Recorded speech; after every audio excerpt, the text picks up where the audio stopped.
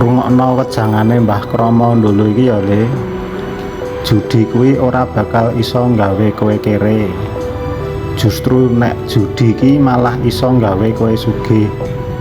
Lah piye kowe saiki pasang 100 metu cetha entuk 200. Sesuke meneh sing 200 tok nggo pasang metu oleh 400. Bojomu cetha seneng to Le. Keluargamu yo bahagia. Saking kowe ra tau kalah ro iso dadi sugih, bojomu nganti akon kowe rabi meneh. Lah ngono kuwi Le, kuwi ngen-ngene sik do judi kae.